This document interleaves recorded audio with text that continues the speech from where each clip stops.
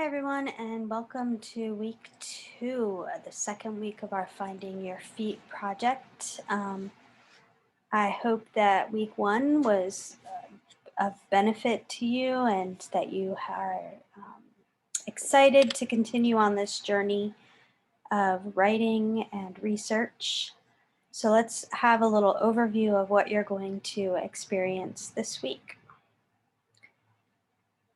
You'll have three videos this week. This is the one you're watching now, the week two overview, and then you'll have a brief video that walks you through what to do with the information cycle.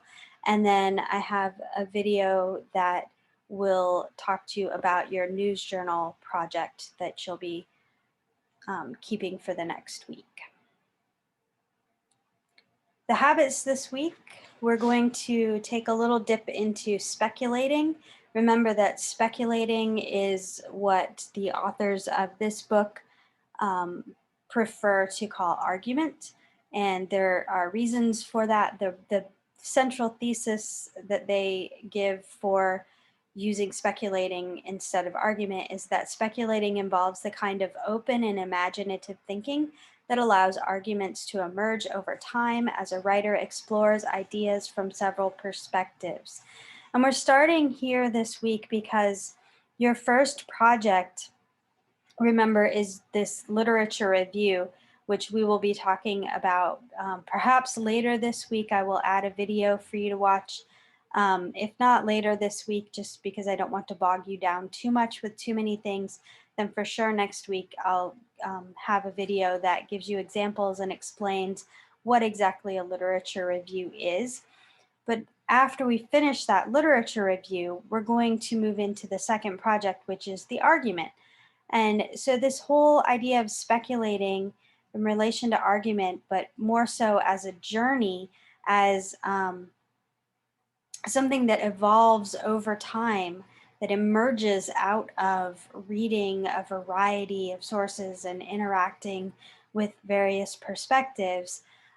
That is the work that we're doing. That is the work that we will be doing for this whole literature review project that will allow you to be able to create an argument that is, I think, much more complex and more mature in many ways than if you were to just write an argument off the cuff. So we're going to spend a little time with speculating, but the bulk of the week is going to be spent on the habit of beginning. Some of you in the 500 words expressed maybe a little bit of apprehension about this idea of beginning because you've already been taught certain ways of writing, certain ways of researching, and you're maybe a little concerned that you have to forget everything you've learned already. And, that's not really what the beginner's mind is about. It's being open. It's not being so stuck in this is the way I've always been taught, this is the way I do it, that you can't think beyond that and see that there are other ways and that maybe other ways work better for what we're doing now. So it's as this statement here says, the beginner's mind is open to possibilities because it is willing to lay aside assumptions and preconceptions about ideas and about writing. So we have a few reading assignments. The first one is going back to that habit of speculating. So go ahead and read that one-page introduction just to refresh your memory, and then read the essay on argument as journey from pages 225 through 229. After that, you're going to complete practice session 3, What Do I Know, on page 231, which has you working with Montaigne's very short essay in the reading section in the back of the book, how the mind tangles itself up. So that is your first assignment, and that one is due Thursday. And then we go back to that habit of beginning. So again, you'll read that one-page introduction again, just to refresh your understanding of what they're talking about with the habit of beginning. And then you'll see that habit sort of unfold by reading on Unlearning, pages 23 through 25, and On Letting Go of Writing by Formula, page 28 through 35. And that was another thing, this writing by formula idea. Some of you have expressed that you've been taught, like that certain formula for writing, that certain procedure process for writing, that if you follow it, you're going to complete the assignment. We want you to let go of that, not because it isn't good. It does set a good foundation. It teaches you about how to organize your ideas and how to craft a very tight, cohesive essay, that's on one main topic and everything supports that topic. So that is, it's good foundational skill, those 5-paragraph essays. But we're moving beyond that now. We're not writing by formula, because you can't take one formula and apply it to everything that you'll encounter, everything that you'll write. And so your practice session is after this On Letting Go of Writing by Formula. If it's not a 5-paragraph essay, what is it? And that assignment is on page 36. Now, the assignment instructions say to choose one of the essays from the back of the book, but I'm assigning you occupied territory. There's a reason for that, because in the next assignment that you have to read and work with occupied territory. That's the essay that's assigned in that assignment. So why not just use the same one for both of these pieces? Give you a little bit less reading and a little more focused time with one essay. And through that familiarity of rereading this one essay, you should be able to go a little bit deeper into this kind of examining of what's happening in this essay. How is Rachel Solnit, the author, working in this essay? So again, for this one, please use occupied territory on pages 302 through 308. And then your next reading assignment is on Confronting the Unknown, which is pages 37 through 39. And then again, that practice session I just mentioned, which is practice session 3, Rebecca Solnit Confronts the Unexpected, on page 41.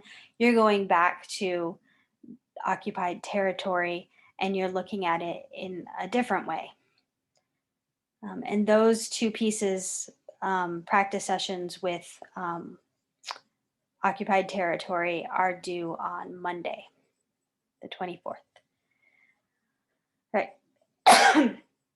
There's a separate video that will go through the information cycle, simply because, unlike last week where you had a couple of very long videos, I don't want these videos necessarily to be super long. That way, if you're someone who only has maybe a 15-minute break, and you can watch one video on your break and take whatever notes you need to take. And then, next time you have a break, you can watch another one or maybe two of them.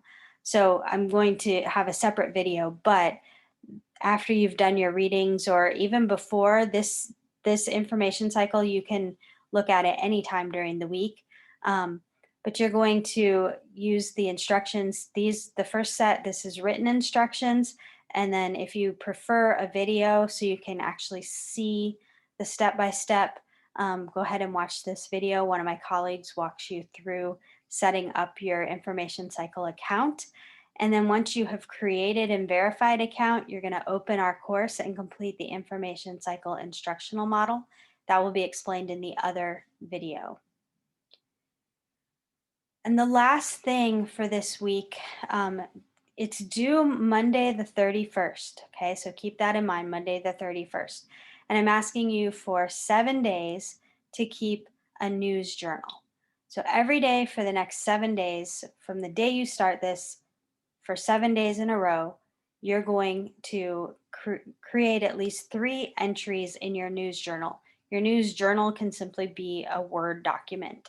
It doesn't have to be anything fancy, just a plain old Word document will do. as long as you have 7 entries submitted by the 31st, it doesn't matter to me exactly what day you start this on, as long as you time it out correctly so that you get all 7 days of entries. So you're creating at least 3. You may choose to do more than 3, but your minimum is 3 entries in your journal for each of those days. So your daily entries should be on the same or closely related topics and must come from different publications. So, say you have a topic of, we'll go with something current, with masking. You know, there's been a lot going on with masking. You know, we just had the CDC telling us that if you're fully vaccinated, you don't have to wear masks. So you want to find your, um, 3 articles or news broadcasts, on masking, this recent CDC issue of, or claim that we don't have to wear masks if we're fully vaccinated. At least 3 of those from 3 different sources. So one could come from, say, NPR, another one could come from, like the New York Times, and a third one could come from a local news channel. Right? So you've got 3 different sources, all from news publications, but 3 different ones.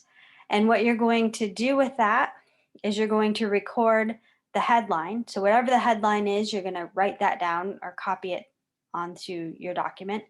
The author, the date and timestamp. So if it's electronic, usually it'll have a date and a timestamp, especially if it's been updated. If there isn't a timestamp, that's okay, but you must have the date of publication so you can see that they're all from the same day. And then you want to give a brief summary of the article.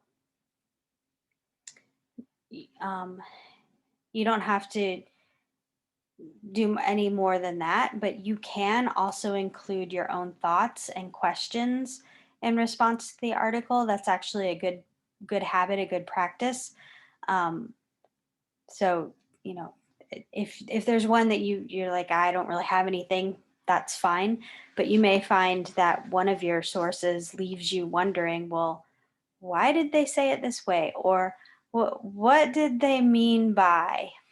And, kind of asking some questions there. Or making note of, well, my first 2 sources make this claim, but my third source makes a completely different claim. They're all on the same topic. How did my third one become so different than my first 2? Um, you don't have to have answers to any of these questions, but just any questions you have, you could, and I encourage you to write them down. So that is your news journal. Now you can choose a different topic each day, or you could stick with the same topic for a whole week, that whole 7 days. Or you can say, you can have one topic that you're following for a couple of days and then you realize there really isn't that much about it anymore. So you pick another topic to follow for another couple of days or maybe the rest of those 7 days. It's up to you how you want to do that, whatever is going to work best for you. As long as you have 3 entries on the same or closely related topic each day from 3 different sources. Right, so the assignments that are due this week, the What Do I Know? That speculating practice session is due Thursday. If it's not a 5-paragraph essay, then what is it? That's due Monday. And then Rebecca Solnit Confronts the Unexpected. That is also due Monday. That is what our week looks like. So again, the goals of this week are to kind of get more into the idea of speculating and reading that essay on argument as journey, so we can see, well, what does that mean? What kind of journey are we going on here? And learning to see all of our literature review project as the journey that will allow us to then do part two or project two, which is the academic argument. And then the idea of beginning, in that we need to be able to be open to new ways of doing things, new approaches to writing, new ideas and ways of thinking. And we need to be willing to lay aside our preconceived notions and assumptions that we already have so that we can kind of experiment with some of this new way of writing and thinking. The information cycle work is going to um, give you another way of looking at information, and it's going to introduce you to the main tool that we're going to be using in our research as we continue working on this project. So, as always, if you have any questions or concerns, please email me sooner rather than later so that we can get things squared away for you in whatever way we need to. And I wish you a wonderful week.